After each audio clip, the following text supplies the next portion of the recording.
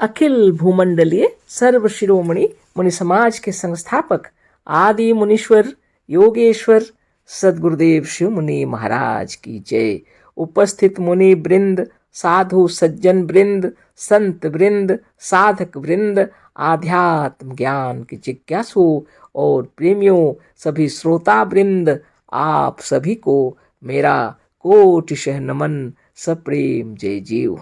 तो आध्यात्मिक चर्चा चल रही है और हम लोग सदगुरुदेव शिव मुनि महाराज रचित ग्रंथ भूत विद्या और मेस्मरिज्म पर चर्चा कर रहे हैं और अध्याय 2 पर चर्चा हो रही है ना। तो आप सोचते होंगे यह क्या लिखे सदगुरुदेव, है ना, लेकिन आप इसकी गहराई को नहीं समझ पाए, है ना। सदगुरुदेव चाहते हैं हम लोग के मनो मस्तिष्क से भूत प्रेत का भय को निकाल डालें, है ना। निश्चित रूप से यह एक कमजोरी है ना। और जब आपके अंदर यह कमजोरी होगी तो आप कैसे कहेंगे कि हम है अमर निरोग हैं, हम सर्वशक्तिमान हैं।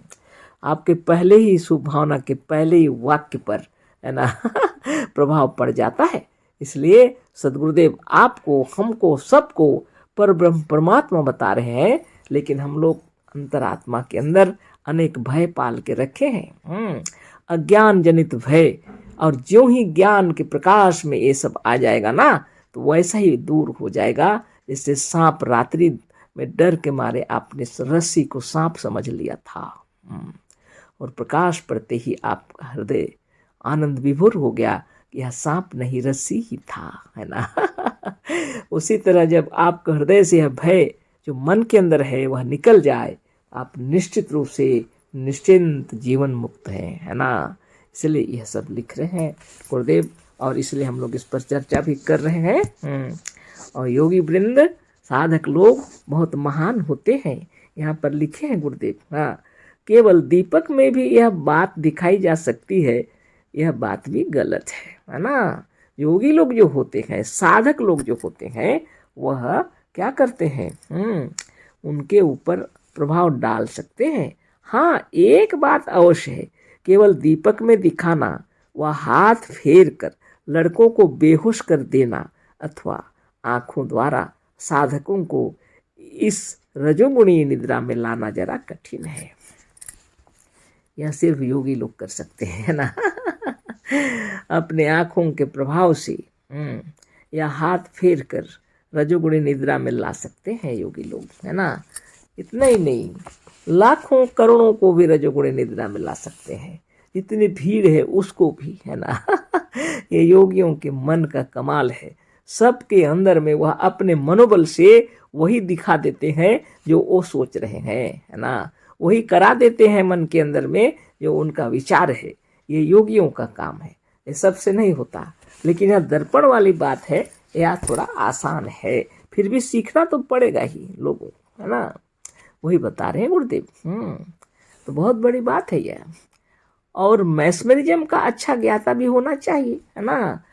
तो दर्पण में दिखाना एक सिद्ध को आसान है, फिर भी मैस्मरिज्म का ज्ञाता होना चाहिए। सूचना देने का तरीका अच्छा से मालूम होना चाहिए, है ना। जब वो सूचना ही नहीं देंगे तो उसे कुछ दिखेगा नहीं। इसलिए बातचीत करने का तरीका हर समय एकाग्र होकर के करना पड़ता है। सीधे दर्पण के लिए इसकी आवश्यकता नहीं पड़ती। किस चीज़ की? जैसे किसी के सिर पर हाथ फेर दिया और रजोगुणी निद्रा में चला गया। किसी को आपने देखा ध्यान से और वह रजोगुणी निद्रा में चला गया, है ना। ये सब संभव नहीं है। साधारणतः अगर तरीका मालूम हो बोलने वाले को सिद्ध बन सकता है ना। लेकिन अगर किसी के सिर पर हाथ फेर कर उसे रजोगुणी निद्रा में ले जाना है या किसी को देखकर उस पर प्रभाव डालना है, इसके लिए तो योग साधन करना पड़ता है। बिना योग साधन के इतना एकाग्र कैसे होंगे? ये योगी लोग जो सिद्ध है वो लोग की बात ही है और दूसरे नहीं कर सकते। साधारण व्यक्ति किसी के सिर पर हाथ फेर देगा तो रजोगुणी निद्रा में नहीं जा सकता, और साधारण व्यक्ति एक नज़र में किसी को रजोगुणी निद्रा में नहीं ला सकता। जो योगी लोग, जो साधक लोग होते हैं और सिद्धि प्राप्त कर लिए हैं, वो लोग चाहें तो उसका उपयोग कर सकते हैं, जरूरत पड़ने पर, है ना, आवश्यकता पड़ने पर वो करते हैं। ऐसा नहीं कि वो कोई तमाशा दिखा रहे हैं, ऐसा नहीं, विशेष आवश्यकता पड़ने पर वो लोग उसका उपयोग करते हैं। यह एक प्रकार की सिद्धि है ना। पर यहाँ पर साधारणतः दर्पण को टांग करके भी किया जा सकता है, इसके विषय में लिख रहे थे। आज ही एक सिद्ध दर्पण लेकर आप दीवार में टांग दीजिए और उसके उपयुक्त विधि के अनुसार दिखाना आरंभ कर दीजिए, उसी दिन सब ठीक हो जाएगा। विधि यही है कि इस पर इसी प्रकार के वाक्य हों, इसकी भी आवश्यकता नहीं है, कोई रटना नहीं है आपको, आप अपने तरीके से बोलेंगे, वही समझा रहे हैं सद्गुरुदेव। वृक्ष ही और नौका पर शिवमुनि जी नहीं आते, एक पहाड़ और मंदिर में भी बुलाए जा सकते हैं। आप नदी पर नौका है या तो मैदान में वृक्ष है, ऐसे पर ही शिवमुनि जी आएंगे, ऐसी बात नहीं है। आप कहीं पर भी बुला सकते हैं, पहाड़ पर भी, मंदिर पर भी बुला सकते हैं।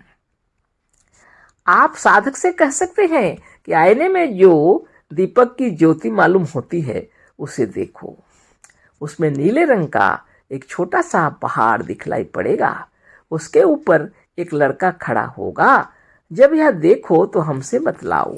यह तरीका बतलाना है गुरुदेव, आप अपने तरीके से भी बोल सकते हैं ना।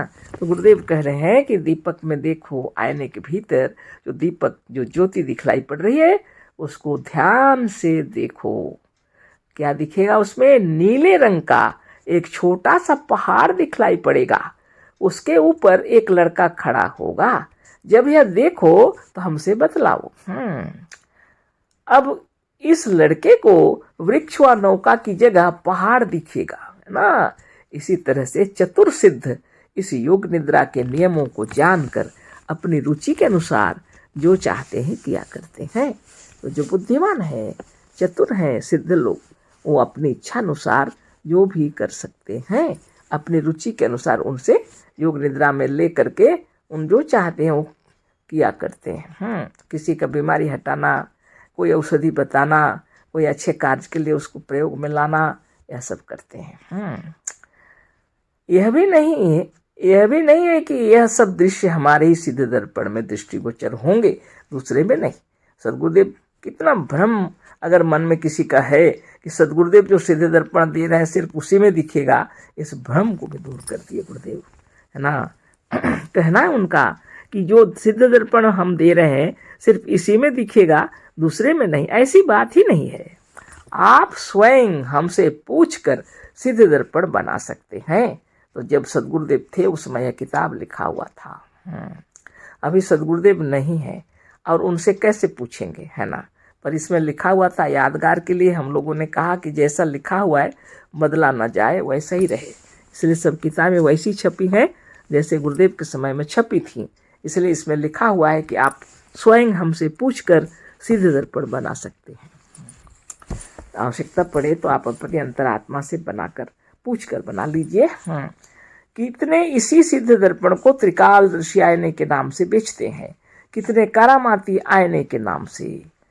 गुरुदेव अपने समय में थोड़ा जब उतना मने काम नहीं था तो बना करके रखते थे, दे देते थे, बेच देते थे, है ना। ये तो उनके बचपन के काम है ना। बाद में तो बहुत विशाल जगत में घूमने का काम हुआ उनका, फुर्सत नहीं मिली होगी बाद में, और इसकी आवश्यकता भी नहीं पड़ी गुरुदेव को, है ना। वो तो ऐसे स्कूल के कितने सारे बच्चों के ऊपर अपना प्रयोग कर लिए हैं, जगह जगह किए हैं, लाखों की भीड़ में किए हैं, है ना। इनकी आवश्यकता नहीं पड़ी उनको दर्पण को दिखाने की, वो तो सिद्ध अपने स्वयं सिद्ध, है ना। उनकी बात क्या बताऊं मैं, आप सोचेंगे तो अतिशयोक्ति मालूम करेंगे कि हम गुरुदेव के बारे जो बता रहे हैं कितना सच कितना झूठ, इस पर चले जाएंगे, है ना। उन बातों को छोड़ दीजिए, आप स्वयं योग साधन कीजिए और स्वयं शरीर को निर्मल, निरामय, शुद्ध बुद्ध बनाइए। ये बहुत बड़ा मैस्मरिज्म है अपने ऊपर, यह है योग। आवश्यकता क्यों पड़ रही है इसकी?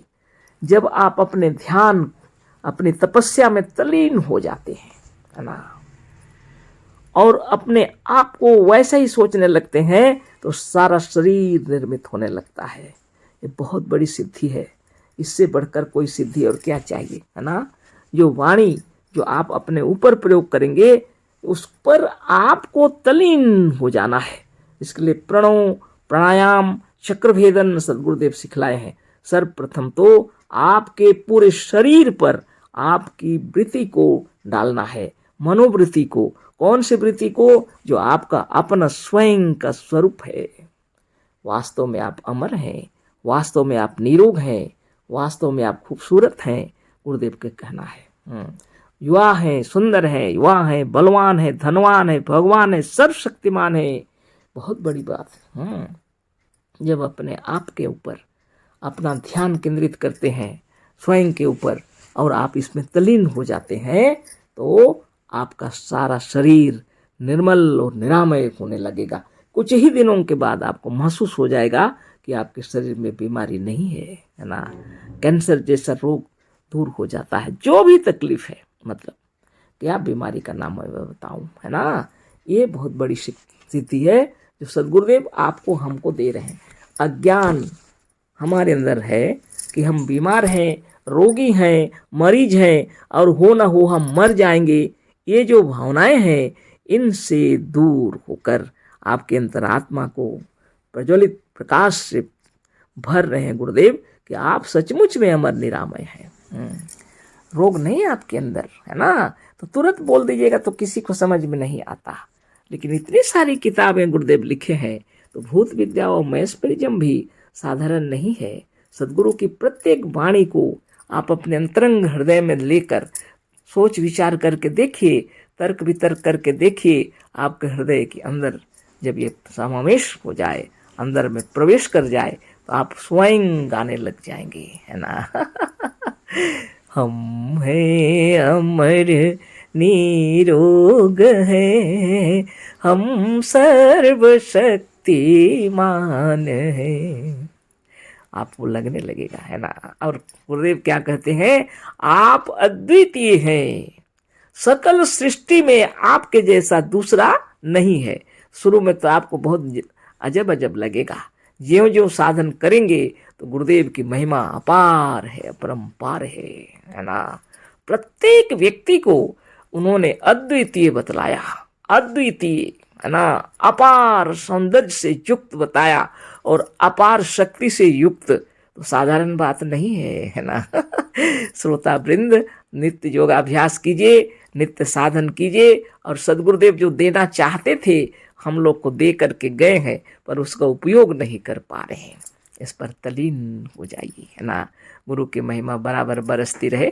अंत में हम लोग क्या कहते हैं? शिव सुखी स्वाधीन है, निश्चिंत जीवन मुक्त है। जो योग साधन करेगा वो सदगुरु के दिए हुए इस साधन से सचमुच में शिव सुखी स्वाधीन और निश्चिंत जीवन मुक्त है ना। ना तस्य रोगो न जरा न मृत्यु, प्राप्तस्य योगाग्निमयम शरीरम, है ना। इस योग अग्नि को प्रज्वलित करना है। तो धन्य धन्य सदगुरुदेव शिव मुनि महाराज की जय। आज इतना ही, कल फिर चर्चा करेंगे। अशेष धन्यवाद, कोटिशः नमन, सब प्रेम, जय जीव। सदगुरुदेव शिव मुनि महाराज की जय।